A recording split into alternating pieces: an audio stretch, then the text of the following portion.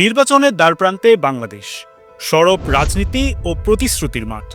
ঠিক তখনই আলোচনার কেন্দ্রবিন্দুতে বিএনপি ও জামাতের নির্বাচনী ইশতেহার। এক পক্ষ বলছে বাংলাদেশ ফার্স্ট, অন্য পক্ষ বলছে ইনসাফ কায়েম। কিন্তু কার ইশতেহারে কি আছে, চলুন সংক্ষেপে জেনে নিই। দুদলই একটি ফ্যাসিবাদ মুক্ত বৈষম্যহীন বাংলাদেশ গড়ার স্বপ্ন দেখছে। বিএনপি যেখানে প্রশাসনিক ও সাংবিধানিক সংস্কারের মাধ্যমে ব্যালেন্স অফ পাওয়ার নিশ্চিত করতে চায়, জামাত সেখানে নৈতিকতা ও আদর্শিক পরিবর্তনের মাধ্যমে একটি আধুনিক কল্যাণ রাষ্ট্র গড়ার উপর জোর দিচ্ছে। বড় বিষয় হলো, উভয় দলই জুলাই বিপ্লবের চেতনা এবং শহীদদের রাষ্ট্রীয় মর্যাদাকে ইশতেহারের ভিত্তি হিসেবে গ্রহণ করেছে। মিল যেখানে জুলাই বিপ্লব ও শাসন ব্যবস্থা, দুই দলই সংবিধানে আল্লাহর প্রতি পূর্ণ আস্থা ফিরিয়ে আনার প্রতিশ্রুতি দিয়েছে। নিরপেক্ষ তত্ত্বাবধায়ক সরকার ব্যবস্থা ফিরিয়ে এনে একনায়কতন্ত্র ঠেকানোর ফর্মুলাতে তারা একমত। দুই দলই বৈষম্য বিরোধী ছাত্র আন্দোলনের জুলাই সনদ বাস্তবায়নে অঙ্গীকার করেছে।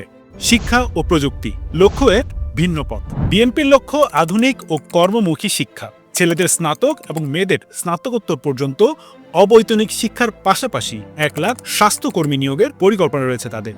জামাত চাইছে ইসলামিক ও আধুনিক প্রযুক্তির সমন্বয়। অষ্টম শ্রেণীর পর শিক্ষা ব্যবস্থাকে 4টি ধারায় ভাগ করার প্রস্তাব দিয়েছে তারা। আসল পার্থক্য শাসন কাঠামো ও অর্থনীতি।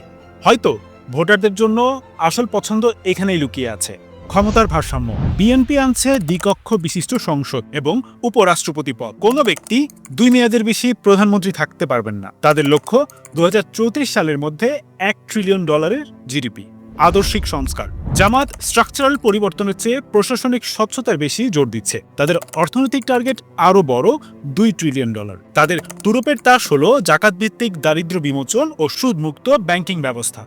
বিশেষ চমক, ফ্যামিলি কার্ড বনাম 5 ঘন্টার অফিস আওয়ারে। বিএনপির বড় আকর্ষণ ফ্যামিলি কার্ড। এর মাধ্যমে পরিবারের নারী প্রধানকে মাসে $2,500 বা সমপরিমাণ খাদ্য সহায়তা দেওয়া হবে। এছাড়া উচ্চ কক্ষে 10% নারী কোটার প্রস্তাব দিয়েছে দলটি। জামাতের ইউনিক প্রস্তাব হলো গর্ভবতী নারীদের জন্য 5 ঘন্টার কর্মঘণ্টা এবং যুবকদের জন্য বাধ্যতামূলক সামরিক প্রশিক্ষণ। কৃষি ও পররাষ্ট্রনীতি, কৃষি পণ্যের ন্যায্য মূল্য নিশ্চিত করতে বিএনপি দিচ্ছে ক্রপ ইন্স্যুরেন্স ও কৃষক কার্ড। অন্যদিকে জামাত বলছে প্রযুক্তিভিত্তিক কৃষি বিপ্লব ও সিন্ডিকেট মুক্ত নৈতিক বাজার ব্যবস্থাপনার কথা। বিএনপি সবার আগে বাংলাদেশ নীতির ভিত্তিতে পশ্চিম ও প্রতিবেশী দেশগুলোর সাথে সার্বভৌমত্ব কেন্দ্রিক ভারসাম্য রক্ষার প্রতিশ্রুতি দিচ্ছে। বিপরীতে জামাত মুসলিম উম্মার সাথে ঘনিষ্ঠতা এবং প্রতিবেশী দেশের সাথে ইনসাফ ভিত্তিক সম্পর্কের কথা বলছে। জাতীয় ঐক্য ও ন্যায় বিচার, অতীতের রাজনৈতিক প্রতিহিংসা মুছতে BNP truth and healing commission গঠনের প্রস্তাব দিয়েছে। জামাতও এতে একমত, তবে তারা একে দেখছে ক্ষতিপূরণমূলক বিচার বা রেস্টোরেটিভ জাস্টিসের অংশ হিসেবে।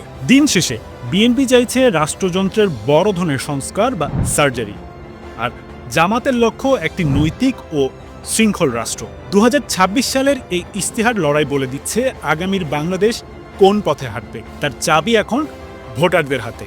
আপনার মতে কার পরিকল্পনা বেশি বাস্তবসম্মত? কমেন্টে জানান।